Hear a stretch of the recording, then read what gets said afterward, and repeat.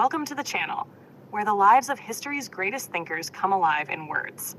If you believe knowledge can change the world, then don't forget to subscribe and turn on notifications, because every week we explore the minds that shaped our reality. Today we travel back to the 1600s, a time of kings, wars, and revolutions, to meet a man who never held a sword, yet won freedom for billions with nothing but his ideas. His words rewrote the meaning of liberty, government, and human thought itself.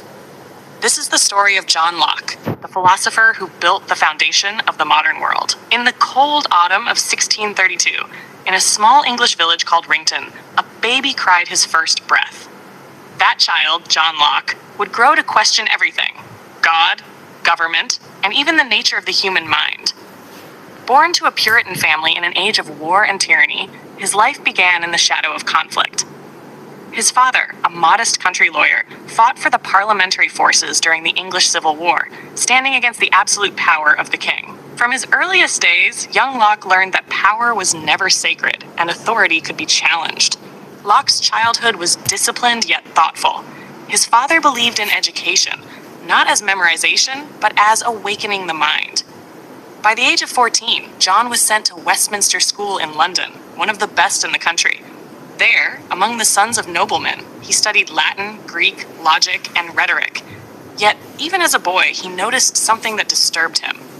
That people often believed not because they thought, but because they were told. This unease would become the seed of his life's mission, to teach mankind how to think, not what to think.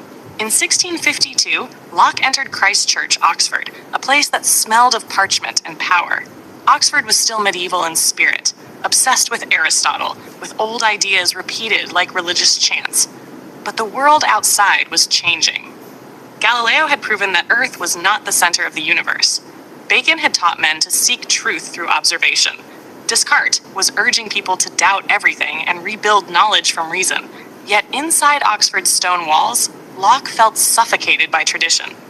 Learning all and understanding nothing, he once wrote, his subtle rebellion against blind scholarship.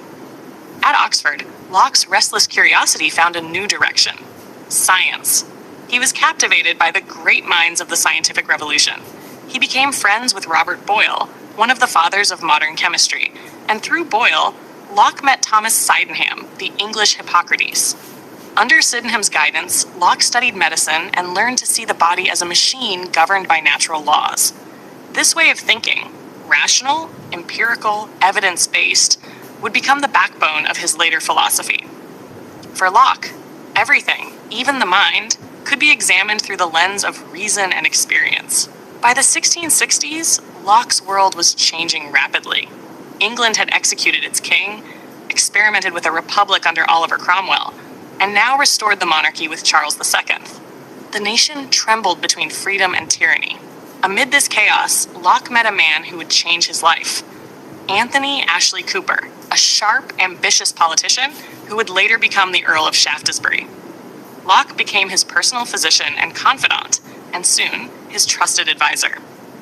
In Shaftesbury's home, Locke found himself in the middle of political storms, discussions about liberty, property, and the limits of royal power. His quiet intellect began to shape the very ideas that would one day reshape the world. Locke's early writings from this period reveal a man wrestling with the meaning of power and morality. He began asking dangerous questions. What gives one man the right to rule another? Can authority exist without consent? Can knowledge exist without experience? These weren't just philosophical puzzles. They were political dynamite in a world ruled by kings who claimed divine right. As Shaftesbury rose and fell in politics, Locke's life moved with him. When Shaftesbury opposed the succession of the Catholic Duke of York, later James II, he was accused of treason. Locke, loyal to his friend and fearing for his safety, fled England in 1683 and sought refuge in the Netherlands, a land known for its tolerance and freedom of thought. It was exile, but also liberation. For the first time, Locke could think and write without fear of royal eyes. The quiet canals of Amsterdam and Rotterdam became the backdrop of his greatest work. In exile, Locke wrote the book that would define his place in history, an essay concerning human understanding. In it, he destroyed one of philosophy's oldest beliefs, that humans are born with innate ideas. He argued instead that the mind at birth is a tabula rasa, a blank slate.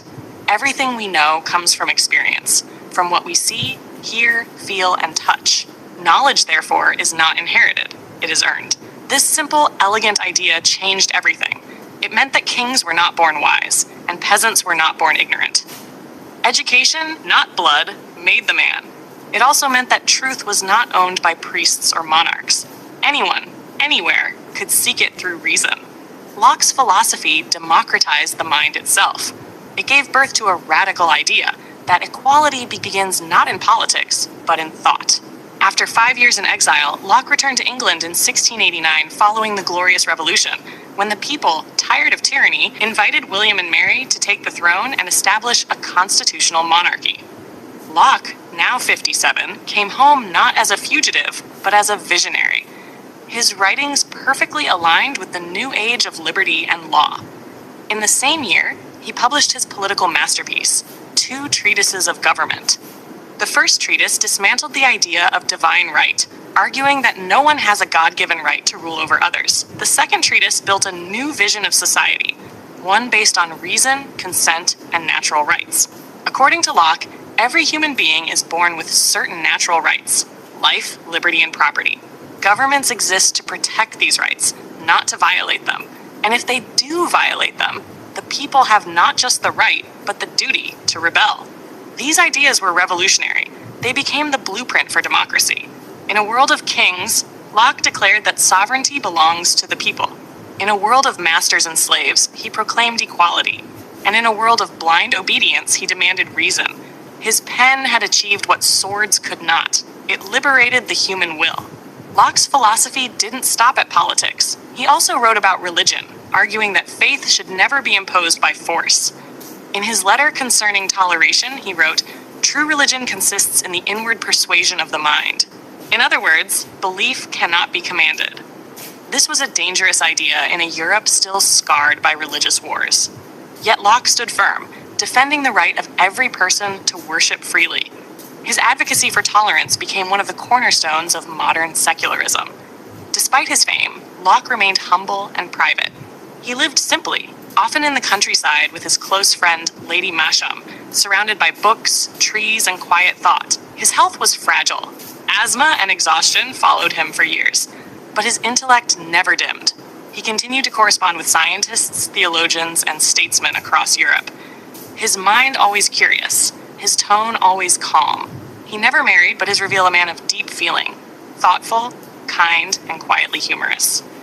He once wrote, "I have always thought the actions of men the best interpreters of their thoughts." To Locke, character was the mirror of reason. As old age approached, Locke looked out upon a world slowly embracing the principles he had long defended: liberty, learning, and law over tyranny. When he died on October 28, 1704, at 72, he left behind no monument, no fortune, and no children. Yet, his true legacy was far greater: the transformation of human thought itself. His writings crossed the English Channel and found eager readers in France, where thinkers like Voltaire and Rousseau hailed him as the prophet of reason. They called him Le Sage Locke, the wise Locke. His influence ignited the Enlightenment, the greatest intellectual awakening in human history. His words also sailed across the Atlantic, where they became the philosophical foundation of a new nation. Thomas Jefferson, inspired by Locke, wrote the Declaration of Independence, echoing his belief in natural rights, life, liberty, and the pursuit of happiness. Every time a citizen speaks against oppression, every time a government is held accountable to its people, Locke's spirit whispers through time. His ideas gave shape to modern democracies, constitutions, and civil rights. He made it possible to imagine a world where no one is born to rule, and no one is born to obey. Even today, Locke's questions haunt us. What is freedom? What is truth? How do we know what we know? His insistence that knowledge begins with experience laid the foundation for psychology, education, and modern science. His belief in tolerance shaped the pluralism of our societies, and his faith in human reason remains the light of every free mind.